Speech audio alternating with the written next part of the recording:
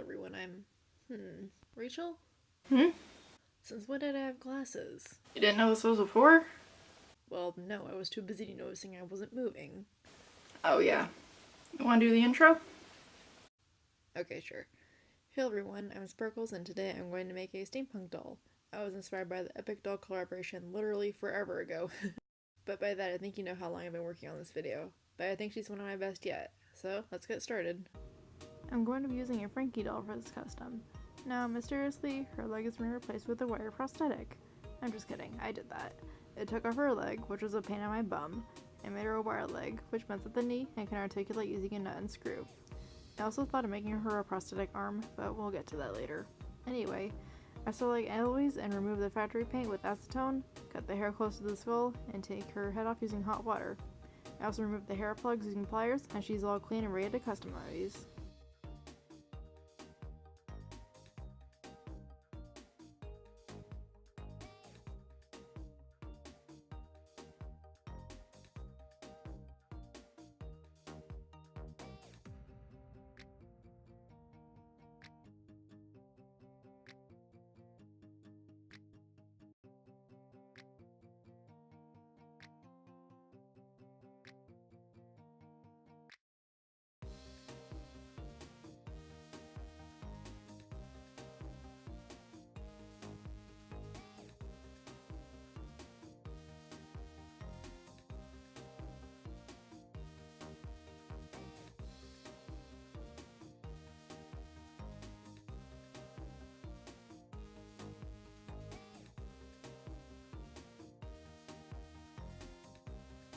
I'm actually super happy with how her face turned out, but before we start, I made her a monocle of sorts, more like a lens with Apoxie sculpt.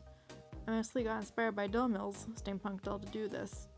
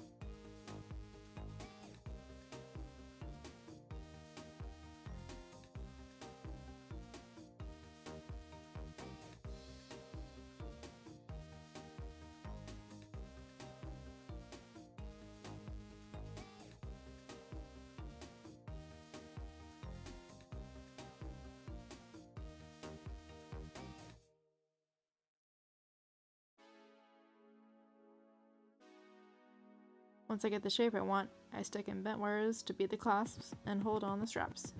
I let the epoxy fully cure and then paint it black and dry brush it with gold. In hindsight, I wish I made it a little smaller and a little lower, but I still think it looks fine. But let's move on to her face. I spray with a layer of Mr. Super Clear and get started with my watercolor pencils.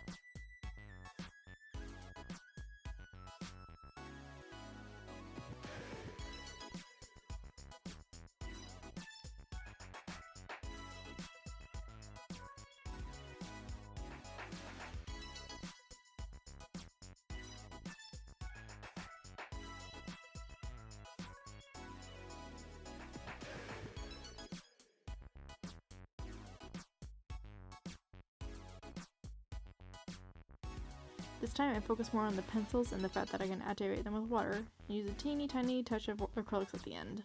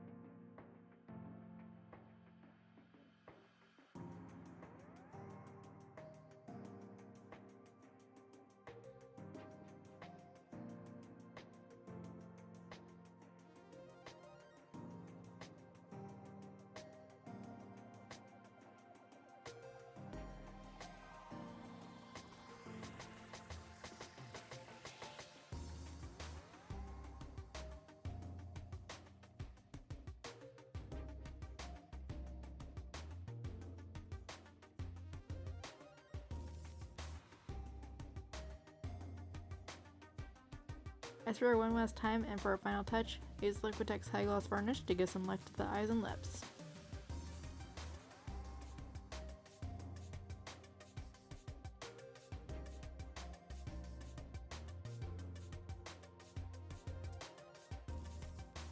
This doll is also getting some tattoos, and, well, not very many body mods.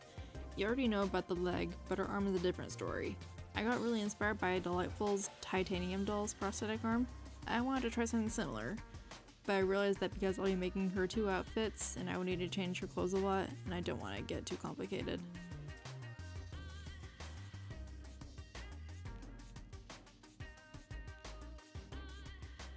But enough about that, let's have some tattoos. I looked up some steampunk tattoos for reference, and got started. I used a makeup sponge and Liquitex matte varnish to create tooth and texture so I can draw on the tats. I then take a watercolor pencil in a light gray and sketch out the designs. I draw gears on her thigh, a compass on her upper arm, a screw on her lower arm, roses on her stomach, and mechanical wings on her back. I keep layering the varnish and pencils until I get an opaque design.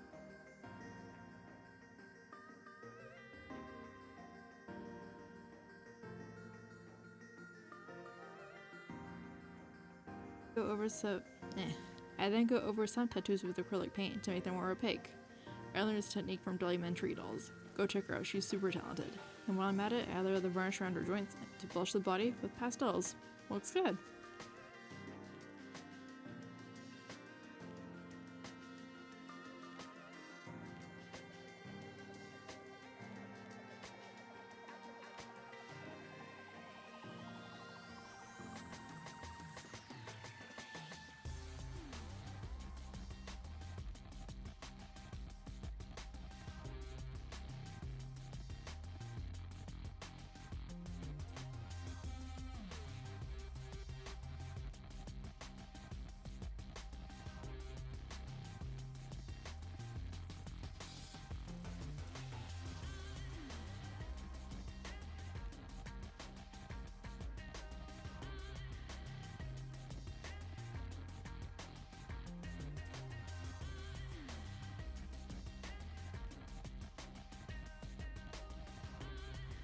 Her outfits were one of the more challenging parts of this custom, mostly because I wanted to give her 2.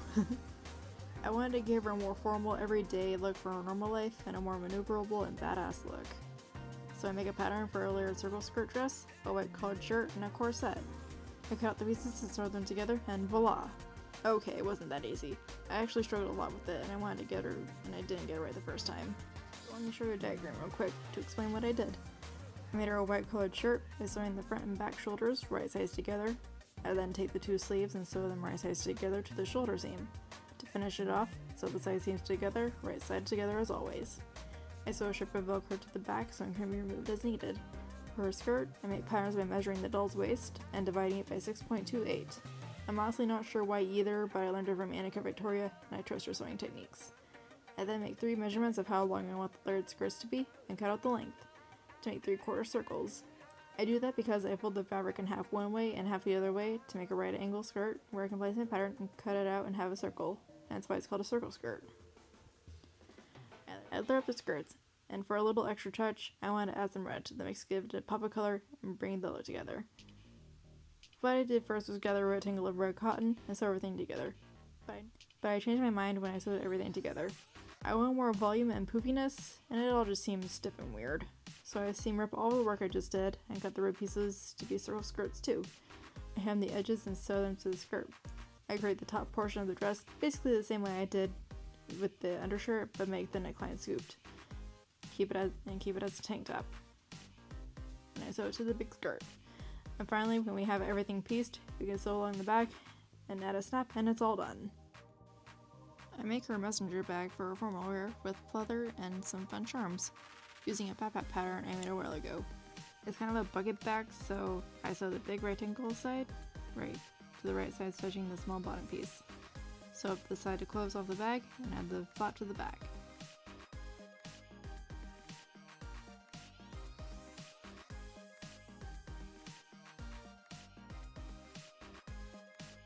And then I add a snap to open and close it, plus a teeny tiny button on the front to hide the stitches and to give it a nice little detail. And I made a teeny tiny knife to go in her thigh, kind of like a garter belt.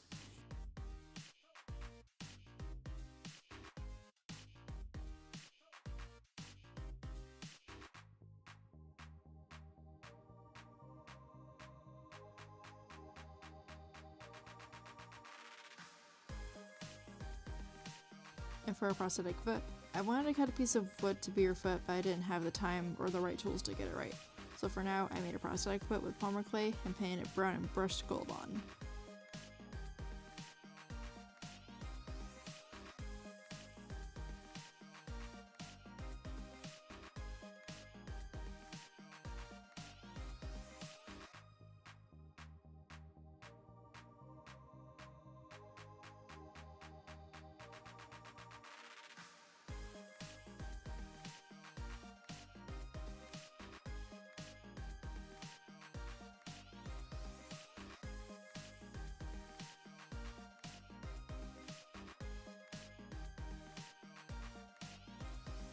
And for a badass outfit, I make her a belt and I attach a little envelope looking bag using the fake leather again.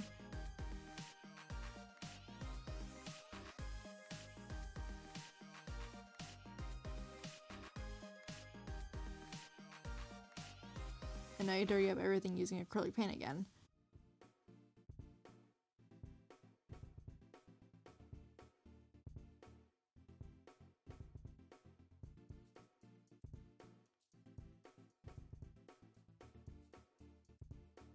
And finally, I had ordered, actually my wonderful boyfriend ordered, 2 separate packages of Steampunk accessories. Of course, one came in a few days, and the other one took almost a month to arrive. Just my luck. But everything is here, and I can finally add some steampunk elements.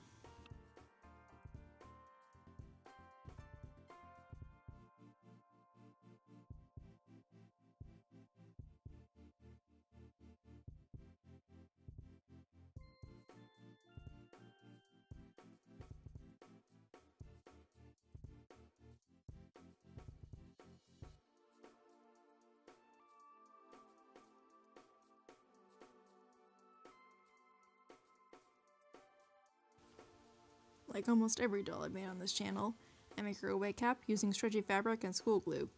I make her acrylic yarn wefts in dark brown and dirty blonde, and glue them to the wig cap using hot glue.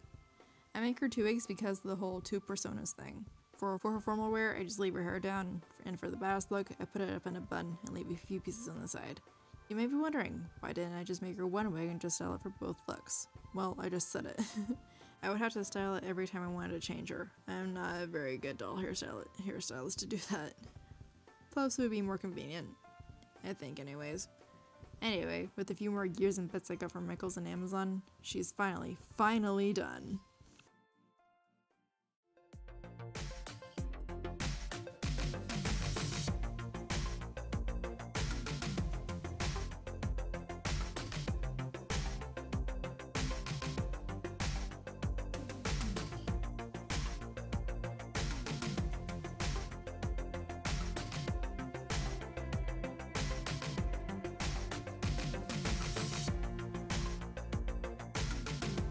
think she's one of my bestie yet. It was pretty exhausting making some of her clothes, but I'm so glad I did. And of course, I hope you enjoy her as always. Anyway, that's it. Click here to subscribe, click here for my latest video, and click here for a video YouTube things you like. Thanks so much for watching, and I'll see you later.